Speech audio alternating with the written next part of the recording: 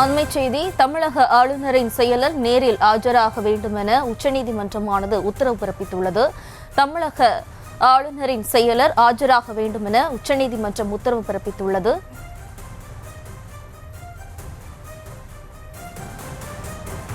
முன்னாள் அமைச்சர் KT ராஜேந்திர பாலாஜி மீதான வழக்கில் உச்சநீதிமன்றமானது இந்த உத்தரவை பிறப்பித்துள்ளது. கூடுதல் விவரங்களோடு இணைகிறார் நமது செய்தியாளர் மதியழகன். வணக்கம் மதியழகன், இந்த வழக்கு தொடர்பான மேலும் விவரம்.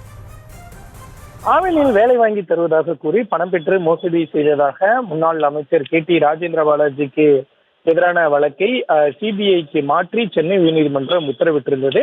இந்த வழக்கினுடைய விசாரணைக்கு தடை கோரி KT ராஜேந்திர பாலாஜி உச்சநீதிமன்றத்தில் மேல்முறையீடு மனு தாக்கல் செய்திருக்கிறார். இந்த மனு நீதிபதிகள் பங்கஜ் மித்தல், SVN பாட்டி அமர்வில் விசாரணைக்கு வந்தது. இந்த வழக்கு ஏற்கனவே கடந்த முறை விசாரணைக்கு வந்த பொழுது இந்த விவகாரம் தொடர்பாக விசாரிப்பதற்கு ஒப்புதல் வழங்க கோரி ஆளுநரிடம் விண்ணப்பித்திருப்பதாகவும் அது இன்னும் ஒப்புதல் கிடைக்கவில்லை என்றும் தமிழக அரசு தெரிவித்திருந்தது.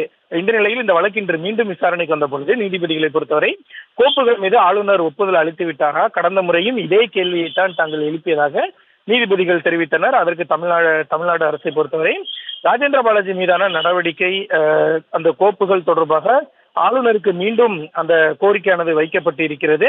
இத்தோடு சேர்த்து மொத்தம் 3 கோப்புகள் நிலுவையில் இருக்கின்றன. அதாவது வழக்கு தொடர்ந்து விசாரணை நடத்துவதற்கு அனுமதி கோரி அந்த அனுமதி அளிப்பதற்கான 3 கோப்புகள் நிலுவையில் இருப்பதாகவும், எனவே இது தொடர்பாக உரிய உத்தரவினை பிறப்பிக்க வேண்டும் என்றும் தமிழ்நாடு அரசு சார்பில் கோரிக்கை விடுக்கப்பட்டது. இதனையடுத்து நீதிபதிகளை பொறுத்தவரை ராஜேந்திர பாலாஜி மீது நடவடிக்கைக்கு அனுமதி கோரிய தமிழக அரசின் அந்த கோப்பு மீதான நிலை என்ன, இந்த விவகாரம் தொடர்பாக ஆளுநரின் முதன்மை செயலாளர் இந்த விவகாரத்தில் எடுக்கப்பட்டுள்ள நடவடிக்கை என்ன என்பது தொடர்பாக பிரமாண பத்திரம் தாக்கல் செய்ய உத்தரவிட்ட நீதிபதிகள் இந்த வழக்கினுடைய விசாரணையை மார்ச் 17ஆம் தேதிக்கு ஒத்திவைத்தனர். மேலும் இந்த விவகாரத்தில் ஆளுநர் என்ன செய்ய விரும்புகிறார், அதாவது ஆளுநரின் செயலாளர் என்ன செய்ய விரும்புகிறார் என தாங்கள் தெரிந்து கொள்ள விரும்புவதாகவும் நீதிபதிகள் தெரிவித்திருக்கிறார்கள். எனவே இந்த வழக்கில் இது தொடர்பாக பிரமாண பத்திரம் தாக்கல் செய்ய ஆளுநரின் செயலாளருக்கு உத்தரவிட்ட நீதிபதிகள் ஆளுநரின் செயலாளர் நேரில் ஆஜராக வேண்டும்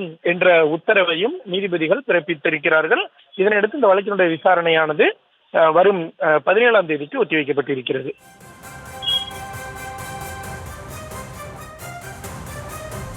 விவரங்களுக்கு நன்றி மதியழகன்.